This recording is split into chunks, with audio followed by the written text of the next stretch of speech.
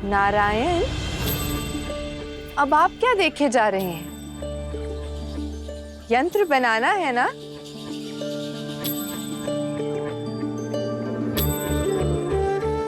चलिए चलिए। जी देवी।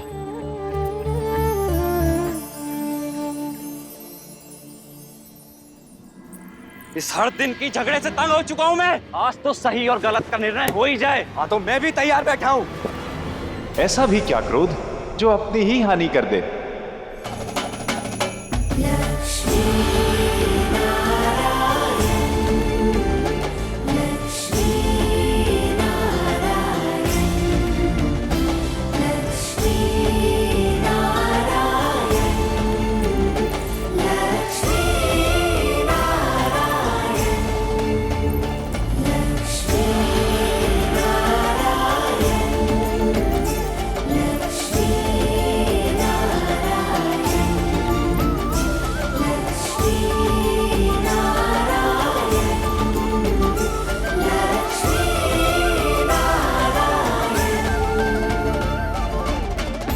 युद्ध का भी अपना उद्देश्य होना चाहिए। लड़ना है तो किसी ऐसी स्थान पर लड़ो जहां तुम दोनों का लाभ हो। एक ऐसा स्थान जहां जीतने वाले को बहुत सा धन मिले। सच में ऐसा कोई स्थान है क्या? झूठ है। ऐसा कौन सा स्थान है जहां पर लड़ने पर धन की प्राप्ति हो? सच में ऐसा स्थान तो है जहां इतना धन है कि तुम्हें जीवन भर कुछ भी करने की आवश्यकता नहीं है। पर ऐसा स्थान है कहां?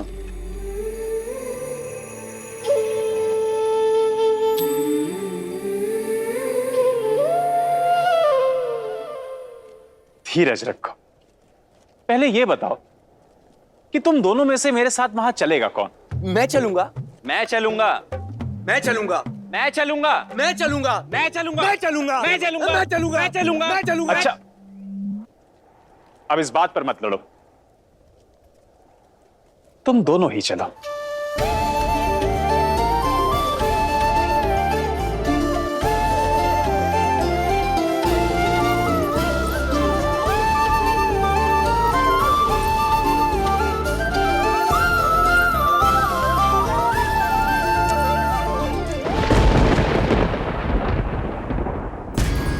भैया, मैं अपने प्राणों को दांव पर लगाकर भी लक्ष्मी को यहां लाने का प्रयास करूंगा।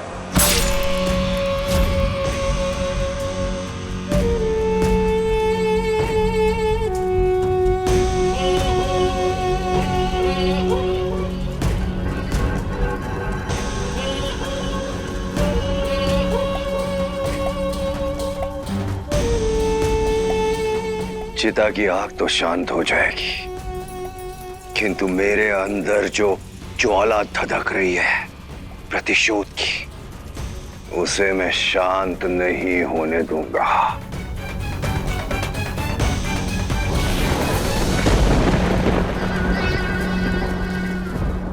कोई भी अनिष्ट करने से पूर्व अपने भाई के दिए बलिदान को स्मरण कर लेना है ग्रीव। उसकी चिता की अग्नि को तो शांत हो जाने दो। बताओगे अब और क्या अनिष्ट करने वाले हो? विवाह करना अनिष्ट होता है क्या महर्षि? मेरे भाई की चिता की अग्नि शांत होने के पश्चात आप अपने इस पुत्र के विवाह की तैयारी करिए पिताश्री। इस युग का, इस सृष्टि का सबसे भव्य और सबसे अद्भुत विवाह होगा। हयाग्रीव और लक्ष्मी का।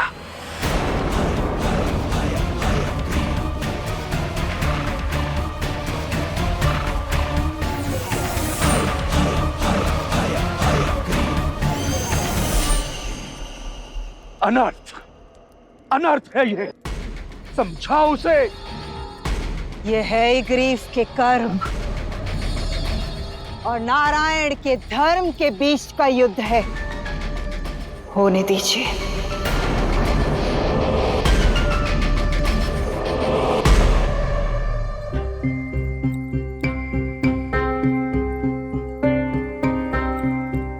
बस एक बार बहुत सारा धन अर्जित कर लूं, उसके बाद इस गांव से बड़ा मेरे घर का आंगन होगा। तुम भटकना गांव में ही, मैं तो पर्वतों से ऊंचा महल बनवाऊंगा।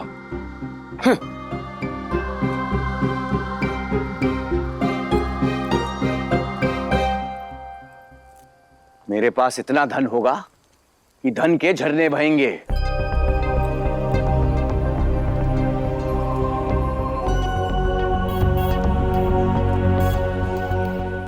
जिस वर्षा से वो झरने बहते हैं वो मेरे घर पे होगी।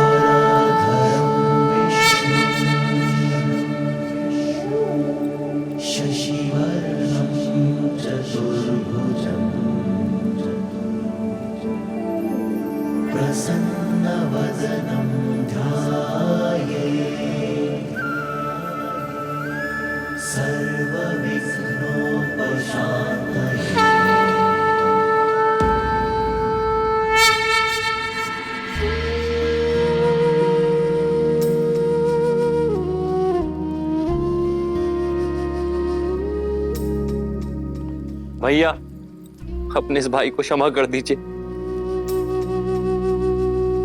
मुझे धन नहीं, केवल आपका आशीर्वाद चाहिए।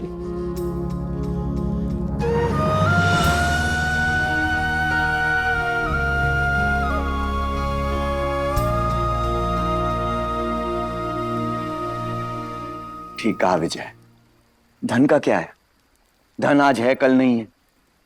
और उस धन के लिए मैं अपने छोटे भाई के प्रेम को तो नहीं छोड़ सकता ना। मेरी चाह भी सिर्फ मेरे छोटे भाई के स्नेह की ही है।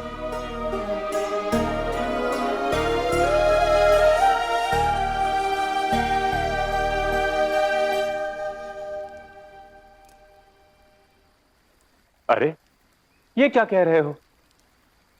जिस धन के लिए इतनी दुर्गम यात्रा तय की, कह रहे हो वो धन अब नहीं चाहिए?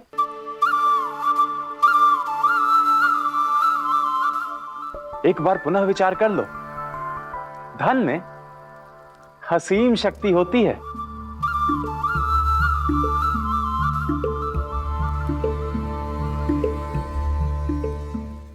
शक्ति तो केवल भाई के साथ में होती है, हमें कुछ नहीं चाहिए। हमारा प्रेम ही एक दूसरे के लिए पर्याप्त है।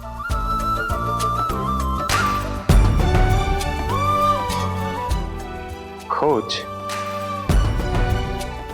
पूरी हुई देवी।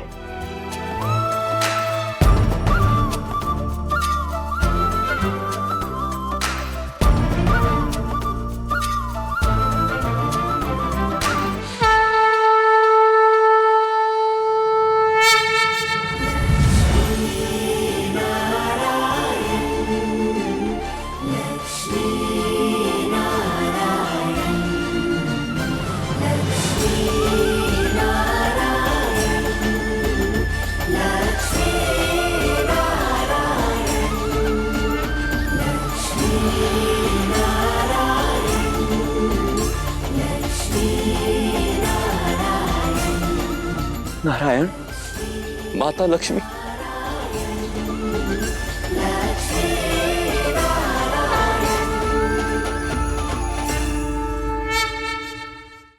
हमारी आंखों पर लोभ का आवरण पड़ गया था प्रभु।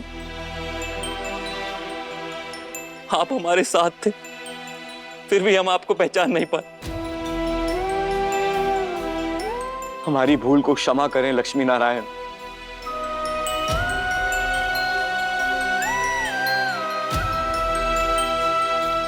भूल तो तुमने की,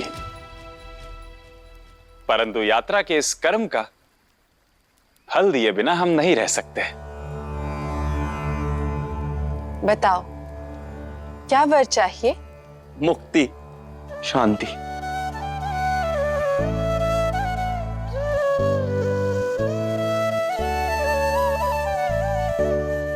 भक्ति। अगर हमें कुछ देना ही है प्रभु, तो भक्ति का वरदान दीजिए।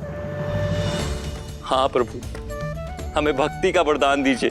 इसी धन के लिए हम तुम्हें यहां ले आए थे। इस संसार में भक्ति से बड़ा धन और कोई नहीं है।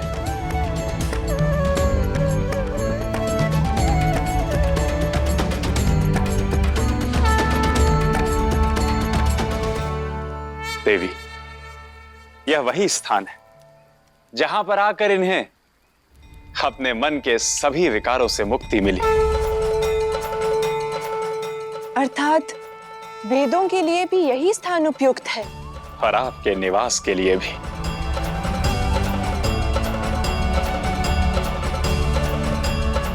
जो स्थान दूर कर दे कुविचार, हर ले हर कुंठा, वही बनेगा वैकुंठ। वैकुंठ, वैकुंठ।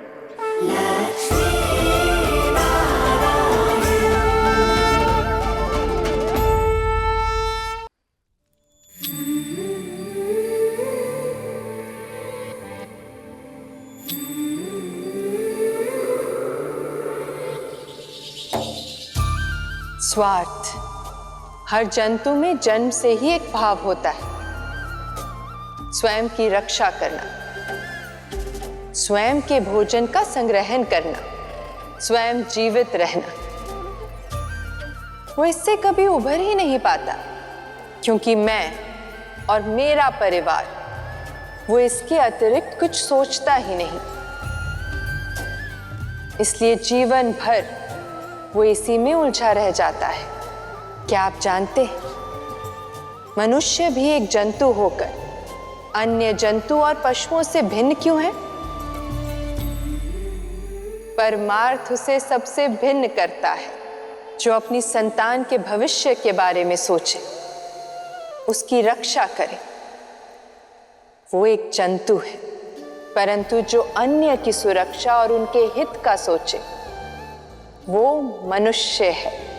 जब अपना ना सोचकर औरों के विषय में सोचोगे तो स्वयं सुरक्षित हो जाओगे, क्योंकि कोई और अपनी ना सोचकर आपके विषय में सोच रहा होगा। इस संपूर्ण संसार में हर शब्द का अर्थ है, लेकिन कुछ अनर्थ है, तो वो है स्वार्थ। स्वार्थ से परे जाओगे तो परमार्थ का वैकुंठ पाओगे।